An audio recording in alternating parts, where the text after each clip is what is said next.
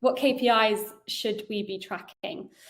Gosh, some bright green going on here. Okay, so we're talking about, like, I think in the early days, don't over-index on the output KPIs. Okay, so we know the things that we want to drive. We want to be driving revenue, we want to be driving opportunity pipeline, we want to be driving direct declared intent inbounds. Those are like the three core things that everything is focused on. But we also want people to know, like, and love us. That's the broader kind of engagement piece that we're trying to build up with this Create Demand initiative.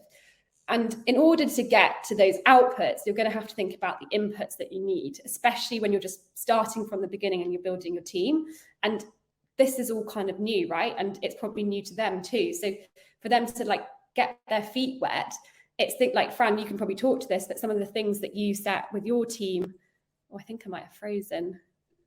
Am I still there? Yeah, I can still hear you. It's just you a little bit frozen, but you're back. But often when they're just new to the team, we're focusing on, like, input goals rather than, like, the ultimate outputs, which I put on the slide because I know everyone loves an output goal. But I think, do you want to just come in and talk about some of the inputs that you set at the early stages? Yeah, absolutely. So I think when we're, like, thinking about, like, KPIs and, like, what we're reporting on, we split it. I split it in two, like, with the team. So I'll talk about it a bit later, but fine to talk about now. So it's engagement versus, like, the conversion metrics, and that's how we divide the two. But the way that I talk about it is that we equally weight the engagement metrics and the conversion metrics. So my team don't report every week on this is the amount of pipeline we've generated from X amount of activity. It's the engagement metrics that can be really strong leading indicators as well. And by engagement metrics, what I mean is you're launching, like, a paid ads on paid social, and you're looking at the qualitative feedback, you're looking at the comments, you're looking at the engagement rate, you're looking at the video views, and that's a really strong indicator of how those pieces of content are performing. So I really encourage the team to deep dive those and really understand how the content's resonating, how the ads are resonating, et cetera, et cetera. And also, I think most people will agree that, sales cycles can be varying different lengths, so you can't always rely on those conversion metrics straight away. So especially if you're doing weekly reporting or bi-weekly reporting, that pipeline growth and those deals, sometimes, they'll come 30, 60, 90 days afterwards. So it's important to have those, like, leading indicators that you're focusing on. And also, like, we don't discount conversion, but you have to remember that the buyer journey isn't linear. So you're not going to be able to attribute everything. And also, I think a key learning for the team that we've had at the moment is we don't have one report that is a single source of truth. And that can be quite stressful for some of the team because they want to concretely... They just want one dashboard, don't they? They want one dashboard. Yeah. They want to go to Alice and say, my campaign's doing really well, and here's my dashboard. And it can't work like that. So there's been a real education piece around, as Liam would actually say, just measure everything, and then you can distill it down into, like, what's important. And I guess at the beginning, it can be a little bit, like, all over the place, but you do start to standardize that reporting as you go. But at the beginning, the advice would be to measure everything. And I think back also to this point of, like, input. So, like, we go to the measurement, but, like, in the early days, it'd be like, okay, I want this for the next 2 weeks, we want to get ads live in every bucket of our demand creation strategy on LinkedIn. So that would be the Trello board, which is linked to in the media section on your chat, will take you to the Trello board, and this has them all those buckets mapped out, explains exactly what they are, gives you ad examples, how we measure them. But anyway, so those ad buckets, we might say we want to get live ads for the sales persona in every single bucket, and that is going to be our input goal.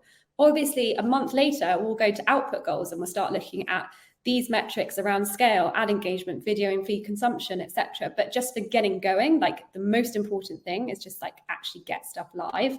Again, the same when you have that new person sitting in this, like, demand gen content role, it's like, okay, well, I really want you to focus on taking for the next, like, month, the next sort of 4 lives that we do, and distilling that content into multiple formats, which are going to power our media engine, both organically, and also through paid. And so that's like okay, we're going to do this, and then we're going to execute it. And then again, we can start looking and measuring the results of that. So I think start with inputs, transition to outputs. And again, there's not going to be one dashboard that measures all of this. And you want to look at engagement and you want to look at conversions, but the two are going to come together to give you this amazing demand generation engine ultimately in the end. So that's a summary on the KPI. I mean, we've got a lot of questions here. So let me have a quick look.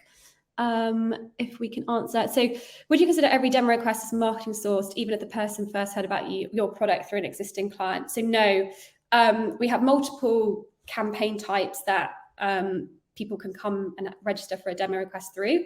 That would be, for example, that would be client referrals. So that wouldn't end up being a marketing sourced demo request or deal ultimately. And we can track that all in our Salesforce. And so, yeah, that would not come under marketing. And let's have a look. When you're starting a demand gen plan on paid social, how much time would you recommend running initial tests for? So think about your deal cycle length. And I would say you want to do like at least 1.5 times your deal cycle length to be running that test for. Otherwise, you're not going to start to see the kind of results that you need to in terms of trends in direct declared intent demos going up.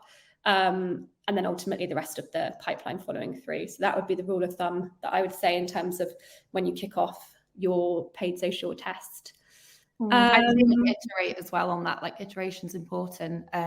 Like don't say, right, I'm going to run a test and it's going to be for X, like in like this amount of time and not look at it. I think like iteration's really important. So we would do like on paid social, we'd run like 2 weeks, 1 to 2 weeks and add in optimizations and then continue running it. For us, it's a period of like 6 to 8 weeks, but again, it will differ. But I think as well, like you've always got to be like going in and learning and looking at it. And as Alice says to us often, like don't just set and forget it and hope to just get the results at the end of the experiment. You won't ever get to it, Cognism, either, because I'll ask you every day. Yeah, I mean. So Jan, great question on tech stack and right reporting and dashboards. I mean, I think that's a whole series, like session in itself.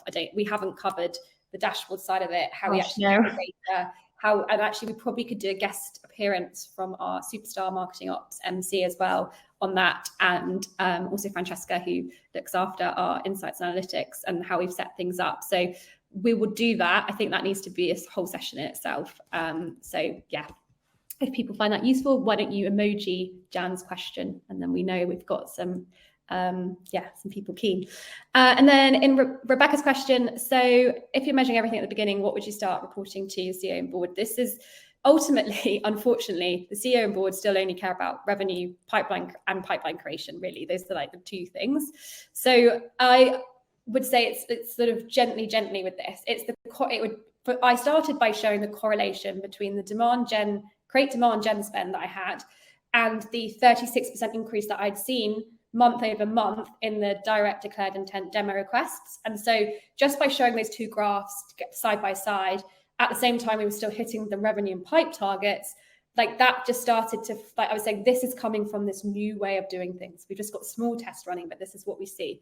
And at the same time, don't worry, we're still hitting revenue and pipeline, like we're all good.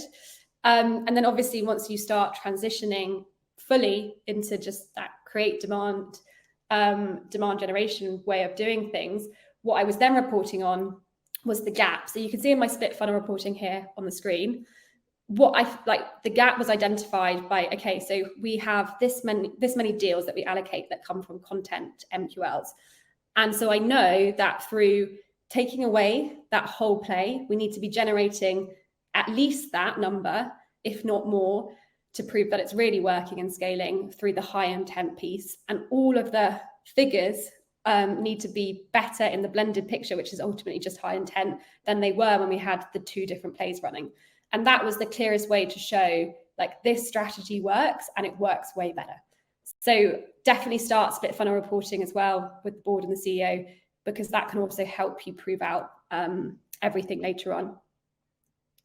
Okay, and then still more KPIs. So I'll kind of leave you guys to take this away. I think we've covered a lot of it, but On the right-hand side, I would not underestimate these. These are all around the engagement metrics. And Fran was talking about this earlier, how we split things between like engagement and consumption, which is really important to this whole create demand way of doing things. And then conversion stuff, which is your normal, your normal metrics that you'd be used to measuring. So these would be the ones that we really like to focus on. And any campaign that we're running will be looking at these, and you can push that data into like a Google Data Studio as well. And like that's a great way of looking at it too.